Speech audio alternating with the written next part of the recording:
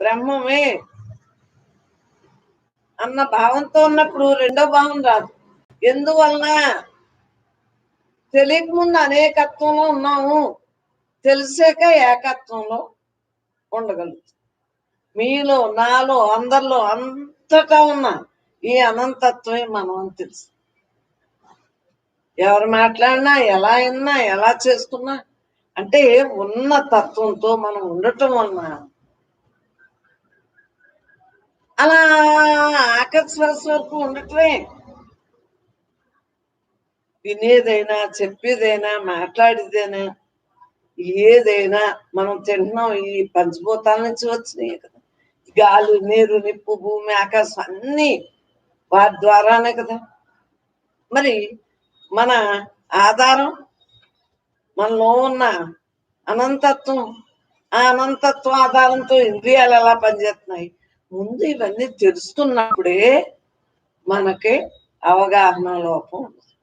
తెలుసుకోకుండా ఉంటే అవగాహన లోపం ఉంటుంది.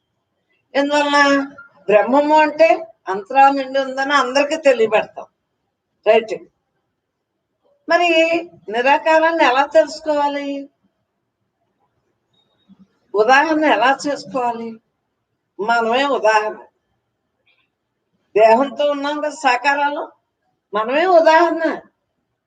ఎవరో ఉదాహరణ మనకెందుకు? సహస్రారం దగ్గర నుంచి కాలు బొట్టనేలు వరకు కూడా ఉన్నది ఎలా నడుపుతాను? ఈ ఇంద్రియాలు ఏ ఆధారంతో నడుపుతున్నాయి? తెలియబట్టడం వలన, మనలో ఉన్న పరమాత్మ వలన తెలియబట్టడం వల్ల ఏమవుతుంది? మనలో ఉన్న ఆ యొక్క తత్వం వల్లే కదా ఇంద్రియాలన్నీ చక్కగా ఏ పనులు కా పనులు జరుగుతున్నాయి. ఆ ఆధారం అదే కదా అని తెలుసుకున్నామే. ఇది ముందు మన గురించి మనం ఆలోచించుకుంటే, మన తత్వం మనకు తెలియబడినప్పుడు అనంతత్వం ఆటోమేటిక్గా అది ఉన్నదంతా నేనే. నేను ఎలా చెప్పగలుగుతున్నావు? నేను తప్ప రెండోది లేదని ఎలా చెప్పగలుగుతున్నావు? అసలు మొత్తం ప్రతి అవయవం పరమాత్మని ఎలా తెలుస్తుంది? ఈ జీవుడు అంటే బ్రహ్మ నుండి ఆత్మ ఏదో ఒకటి మనలో ఉంది కదా. ఆ ఉన్న దాని ద్వారానే కదా ఈ అనంతత్వంగా ఉండగలుగుతున్నాం అని తెలుసుకోవటం వల్లనే విడిగా ఏమీ లేదని చక్కటి భావంతో ఉండగలగటం వలన అప్పుడు ఇంకా అందరిలోనే అదే కదా, అంతటా అదే కదా అని ఎలా తెలియబడుతుందంటే ముందు మన గురించి మనకు తెలుసుకున్నప్పుడే. అందుకు సాధన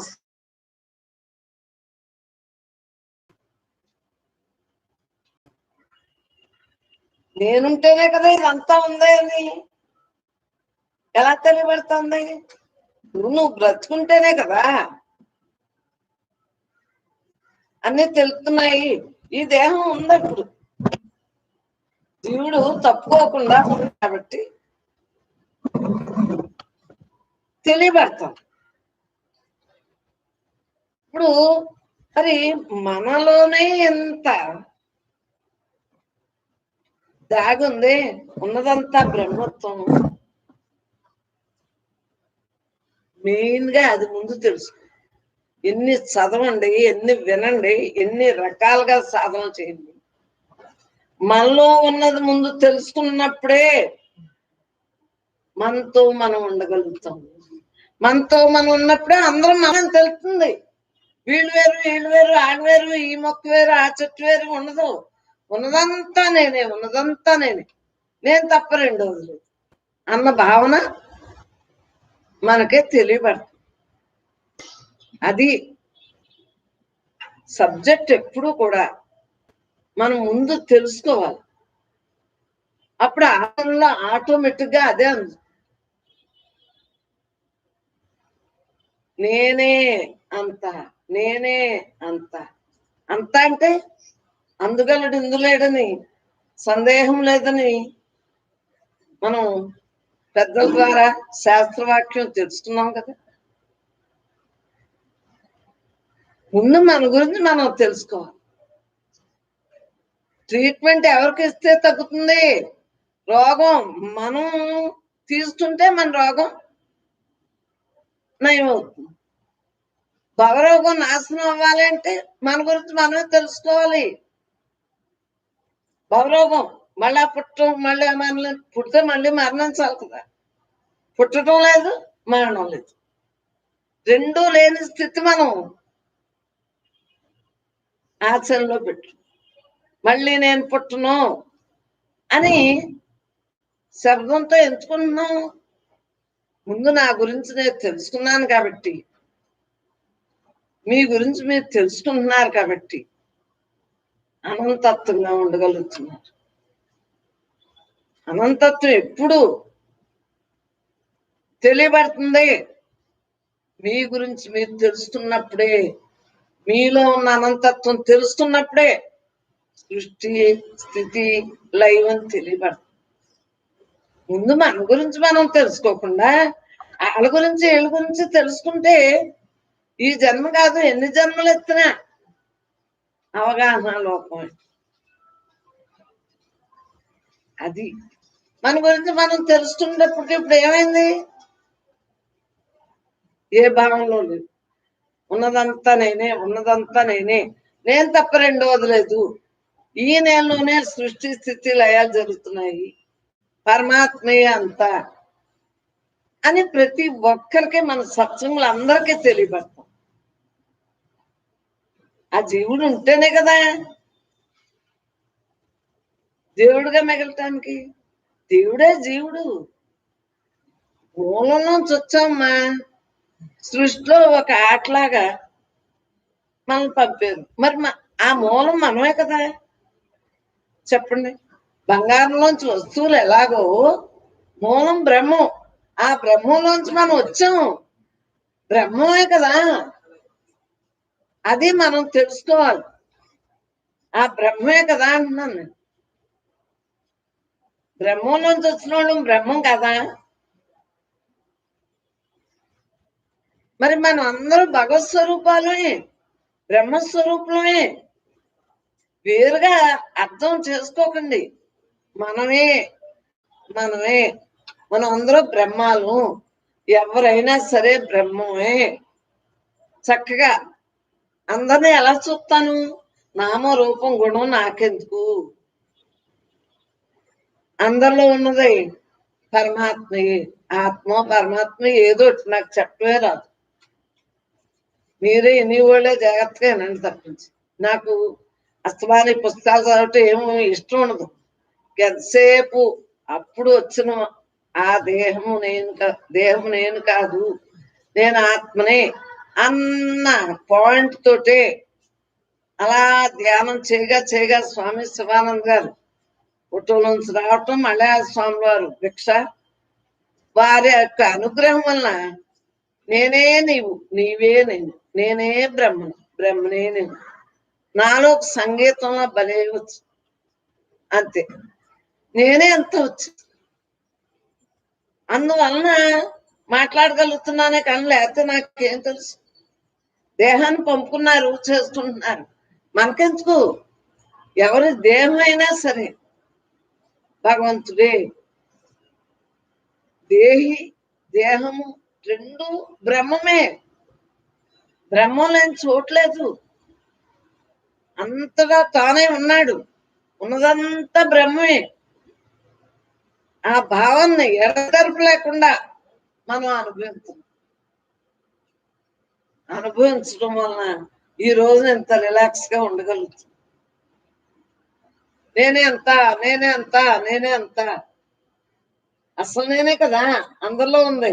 దేహాలు వేరైనా, మాటలు వేరైనా, చూపు వేరైనా, మీ భావనలు వేరైనా, ఏదైనా ఒక్కటేలోనే కదా.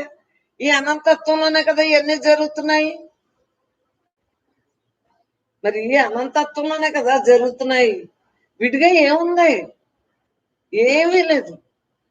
దీన్ని మనం చేయగా మనకి అనుభవంలోకి వస్తుంది. గట్టిపట్టడం అంటే ఏంటి? అనుభవం. ఈ అనుభవంలో మనకి ఇంకా వెనకడుగుంది. పునాది కడుదట్టం అంటే అది. మనలో ఏదైతే ఉందో, అందరిలో ఏదైతే ఉందో అంతటా ఏదైతే ఉందో అదే నేను. నేను నేనుగా ఉండగలుగుతాను. అది మనం ఎప్పుడు దీన్నే మనం చేస్తూ ఉండాలి. ఎందుకంటే విశ్వాసంకి వెళ్లకుండా కొద్ది మనసుతోటి ఉండటం కోసం తప్పదు తప్పదు తప్పదు. ఏట్లకెళ్ళినా ఏమవుతుంది, దాంట్లో మమేకం అయిపోతుంది. ఏ విషయవాసనకి వెళ్ళినా మమేకం అయిపోతుంది. మమేకం అయిపోతే మళ్ళీ బ్రహ్మత్వంగా ఉండలేకపోతుంది. దాంట్లో మమేకం అయ్యేటప్పటికి దీంట్లో మమేకం ఉండదు కదా, ఏదో ఒక్కదానికే కదా గోలు. దీంతో మమేకం అవుతుంది. పరమాత్మ అంతా ఉన్నదంతా నేనే. ఈ మమేకం అయ్యేటప్పటికి ఏమవుతుంది, ఆ మమేకం ఉండలేదు. ఇంక ఇలాగ ఉండిపోగలుగుతుంది. ఉన్నదంతా నేనే అన్న భావంతో ఏం పగలో అలా నిశ్చల స్థితిలో ఉండగలుగుతుంది. అది తప్పదో తప్పదో తప్పదు, ఎప్పటికైనా తప్పదు. జన్మరాహిత్యం ఎప్పటికైనా తప్పదు.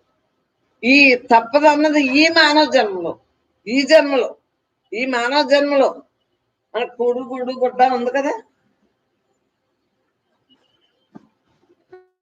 చక్కగా మన సంస్కారం ఉండే కదా ఇలా కూర్చున్నాం. ఇప్పుడు ఈ క్షణాన్ని నేను పరమాత్మని అని తెలుసుకుని దాన్ని అనుభవించటమే, ఆ భావంతో అలా మిగలటమే. ఉన్నదంతా నేనే, ఉన్నదంతా నేనే, నేను తప్ప రెండోది లేదు, నేను తప్ప రెండోది లేదు అన్న భావంతో అలా మిగలటమే. వెనకడుగుండదు, ఎప్పుడు అలా ఉండటమే.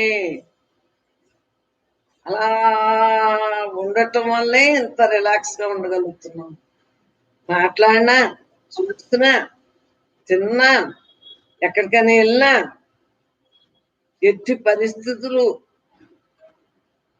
ఈ ఇంద్రియాలు అనుభవించినా నేనే అంత. అన్నీ నేనే అన్నప్పుడు, విడిగా లేనప్పుడు ఇంక దేని మీద మనకి కోపం, దేని మీద మనకి సంభాషణ. ఉన్నదంతా నేనే, ఉన్నదంతా నేనే, నేను తప్ప రెండోది లేదు. ప్రతీది కూడా మన అవయవ సౌష్ఠమే. ఇలాగా పరమాత్మ చేశాడే మన అవయవాలను అన్నట్టు. అసలు కళ్ళు ఇక్కడేంటి, ముక్కు ఇక్కడేంటి, నోరు ఇక్కడేంటి, చెవులు ఇక్కడేంటి, ఇవన్నీ అవయవాలే ఇంత తీర్చిదిద్దాడే. వీటిని జ్ఞానేంద్రియాలు అంటే, కర్మేంద్రియాలంటే కాళ్ళు చేతులు పొట్ట కాదు, మలమూత్ర విసర్జన, ఇవన్నీ ఏంటి మరి మనకు తెలియబడ్డంది కదా. ముందు మన గురించి మనం తెలుసుకున్నప్పుడే మనం ఎంజాయ్గా ఉండగలిగినప్పుడే ఇతరులకు చెప్పాలి. మరి అప్పటి నుంచి హాయిగా నాతోనే ఉంటున్నాను. మిమ్మల్ని ఎవరిని కేకేలేదు. మీ సుకృతం నా సుకృతం మరి ఉందేమో, మనం ఇప్పుడు ఇక్కడ ఇలా కలిసాం అంతే. అందరం ఆధ్యాత్మిక భావంతో, ఆ భాగ్యంతో ఉండగలుగుతాం. ఎవరినేనో తెలుసుకున్నాం,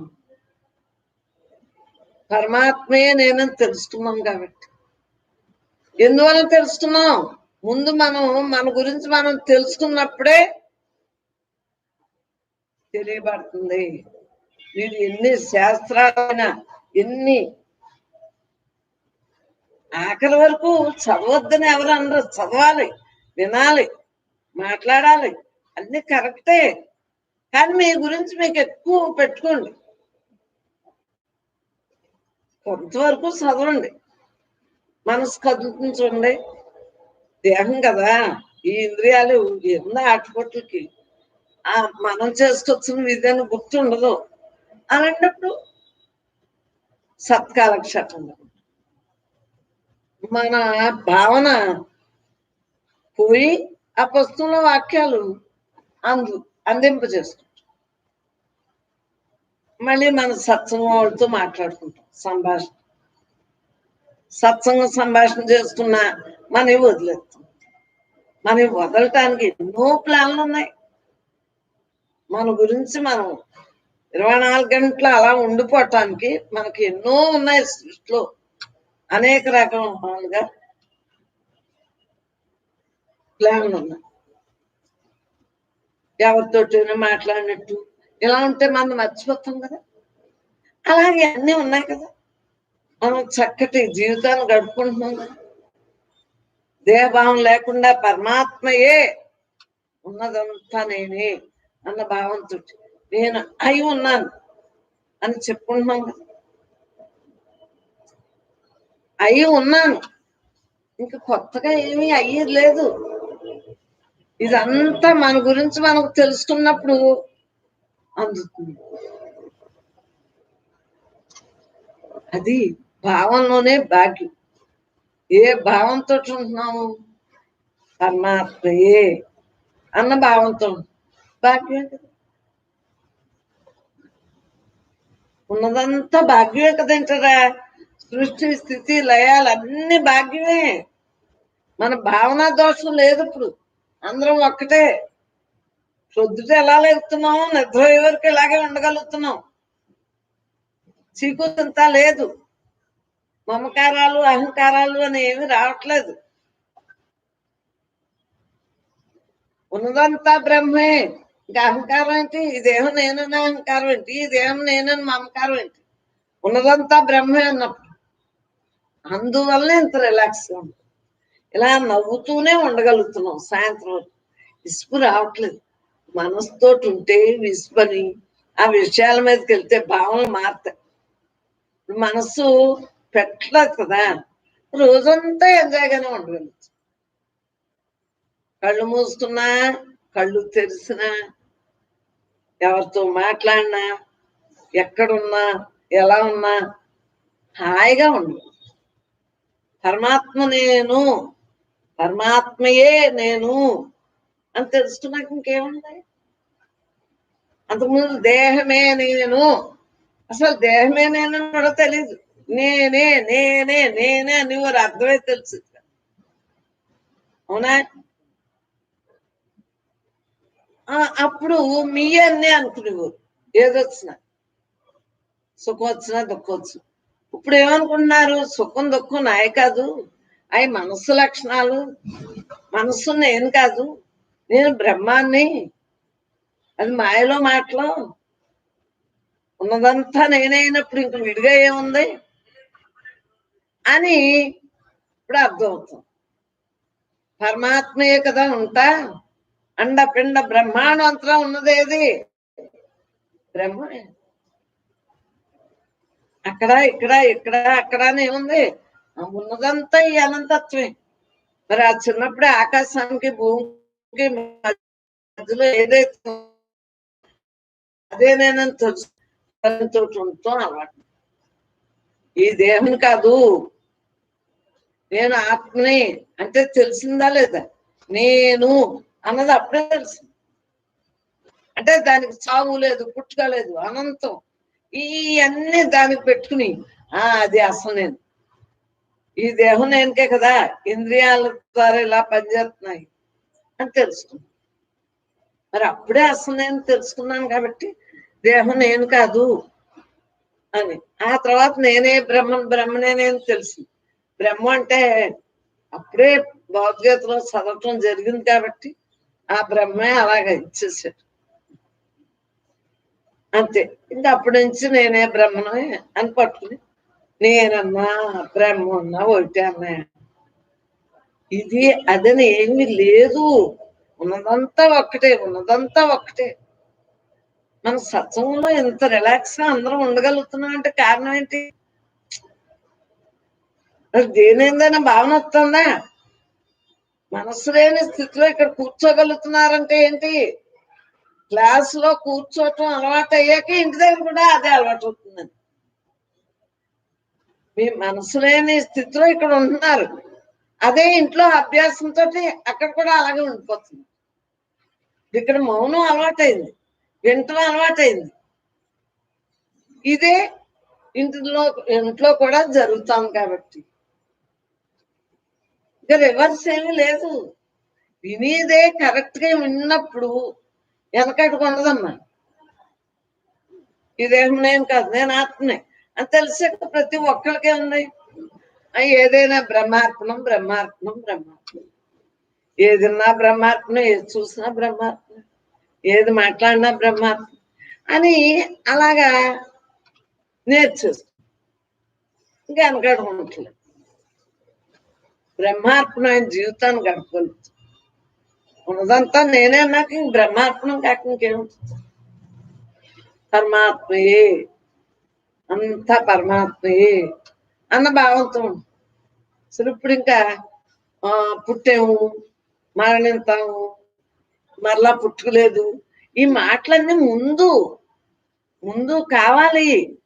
మరి ప్రపంచ విషయాలు, దేహ విషయాలు మానటానికి మన విషయాలు తెలుస్తున్నాం. ఇప్పుడు ఆ విషయాలు లేవు, ఈ విషయాలు లేవు, అసలు విషయాలే లేకుండా చేస్తున్నాం. ఉన్నదంతా నేనే, నేనుగా అలా ఉండిపో. బ్రహ్మము తప్ప రెండోది ఉన్నదంతా బ్రహ్మే అని తెలుసుకోవటం వలన భ్రమ తొలగటం వల్లే తెలుసుకోగలుగుతాం. అంటే అన్ని అవసరమే. సృష్టిలో వచ్చాం కదా, బంగారానికి రాగి కలిపితేనే కదా వస్తువు ఎలా తయారవుతుందో, అలాగా జీవలక్షణాలు మరి పెట్టుకుని వచ్చాం రాగిలాగా. ఆ జీవలక్షణాలు తొలగించుకునేటప్పటికి వేళి బంగారంలో ఉండదు. కరిగించేసి ఎలాగైతే క్వాలిటీగా చేస్తారు, ఉన్నదంతా నేనేం తెలుపుతాను. ఇప్పుడు ఎవరికి లక్షణం రమ్మంటే రావట్లేదు. ఇక్కడ ఈ అభ్యాసం వలన ఇంటి దగ్గర కూడా రాకుండా జరుగుతుంది. అది తల్లిదండ్రులు పిల్లలకి ఏది నేర్పితే అది ఎలా నేర్చుకుని వాళ్ళ జీవన విధానం సరి చేసుకుంటారు. అలాగే మన క్లాసులో ఏమి నేర్చుకుంటున్నాము అదే ఇంటికి వెళ్ళాక కూడా జరుగుతుంది. అందు గురించి మనకి భావంలోనే భాగ్యం అని తెలిసింది కాబట్టి వెనకడుగుంటుంది. మరి అనంతత్వం మీ ఇంట్లోనే ఉంది, ఇక్కడ ఉంది, అక్కడ ఉంది, అన్ని చోట్ల ఉంది అని తెలుసుకున్నారు. అక్కడికి వెళ్ళినా, ఇక్కడికి వెళ్ళినా, ఎక్కడికి వెళ్ళినా ఇదే అనంతం. మనస్సు భావనలు రావు, మమేకు అవ్వం. ఉన్నదంతా నేనే అంటే ఇంక మమేకు ఎందుకు? పరమాత్మయే అంత, పరమాత్మయే అంత. అందు గురించి ఎవరైనా వచ్చినారా, ఎవరు ఇదిని బట్టి వాళ్ళకి జరుగుతుంది. మనకెందుకు? మనం మన గురించి ఆలోచించుకోవటం మానేసి వారికి మనం ఏం చేయాలి, డ్యూటీగా మనం దేహం ద్వారా ఏం చేయాలో విద్యుక్త ధర్మాన్ని చేసేసి మన గురించి మనం చూసుకో. మన ధర్మం భార్యని అయ్యో వంట వండేసి పక్కన పెట్టేసి నా ధర్మం ఏంటి అంతే. సత్సంగం అయ్యాక ఈయన నేను అప్పుడు తింటాను. ఏ ధర్మానికి ఆ ధర్మం ఎలా వస్తుందంటే మన ధర్మం తెలుసుకుంటే అన్ని ధర్మాలు తెలుస్తాయి. పిల్లల్ని ఎలా పెంచాలో క్రమశిక్షణతో ఇవన్నీ తెలుస్తాయమ్మా. ముందు మనం ఎవరో తెలుసుకుంటే అన్ని తెలుస్తాయి.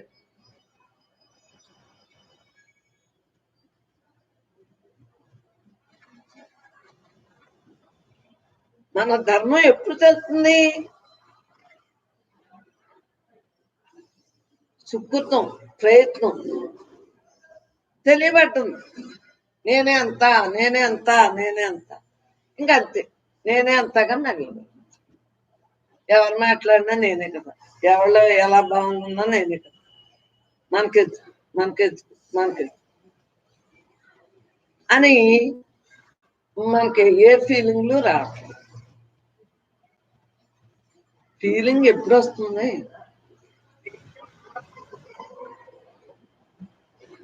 మనం తలంపు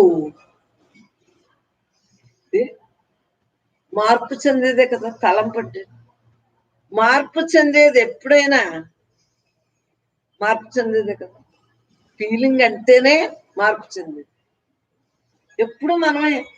మనం తప్ప రెండోది లేదు, ఉన్నదంతా మనమే. తేలిగ్గా బతికచ్చు, తేలిగ్గా బ్రతకచ్చు. ఎందుకంటే వెనకడుగు లేదు, ముందడుగు లేదు, వెనకడుగు లేదు, ఎప్పుడు ఉండేదే. అప్పుడు ఇప్పుడు ఎప్పుడు అనాదే. అప్పుడు ఉన్నాం, ఆది అంతం లేదు. దేహికి ఆది అంతం లేదు కదా, పరమాత్మగా ఏమీ లేదు కదా.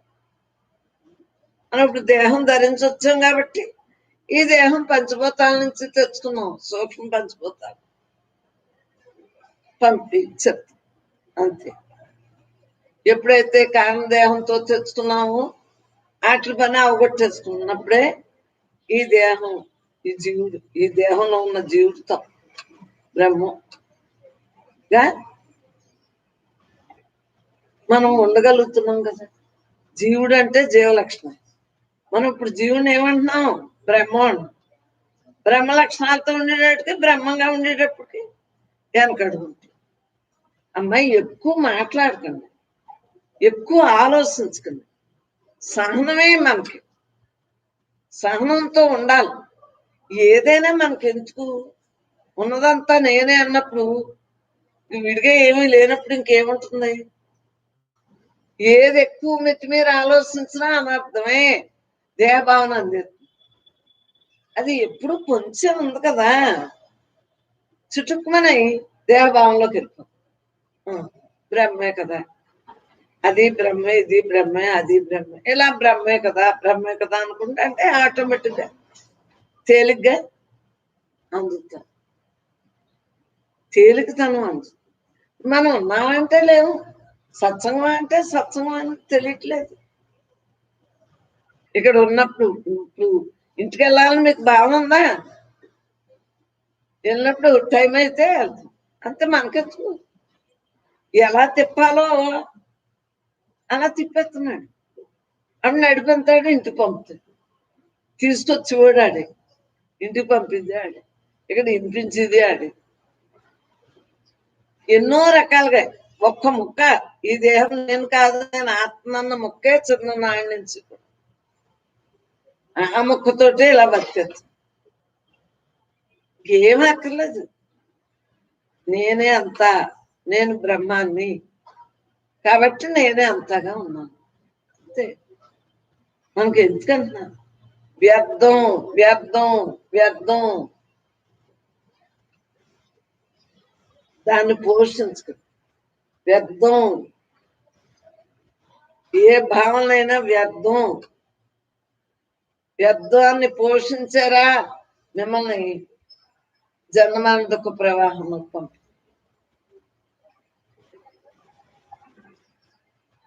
నిత్య నిరంతరం ఉండి బ్రహ్మంతో మనం ఉండాలి.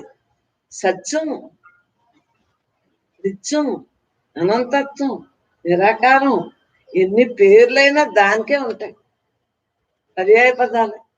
ఏదో పేరు పట్టుకుని దాంతో బతికదు. నేను బ్రహ్మాన్ని అనుకున్నా, నేను ఆత్మ అనుకున్నా, నేను పరమాత్మ అనుకున్నా, ఏదైనా ఏదైనా ఏదో ఒక్కదాన్ని పట్టుకుని, మనలో ఏదో శక్తి ఉందన్నా ఏదైనా సరే పట్టుకుని అలాడేస్తే శక్తి రాదు. దేహభావన ఒక పాట ముందు అది అనుభవంలోకి వచ్చే వరకు పాడుతూ ఉంటే అలవాటే. ఇంకా దాన్ని అర్థం తీసుకోవటం ఇంకేం ఉండదు. తత్వ విచారణ మొదట్లో, ఆ తర్వాత ఇంక తత్వ విచారణలు ఏమి ఉండవు, ఆలోచించి పనే ఉండదు. తెలియకుండా తెలియకుండా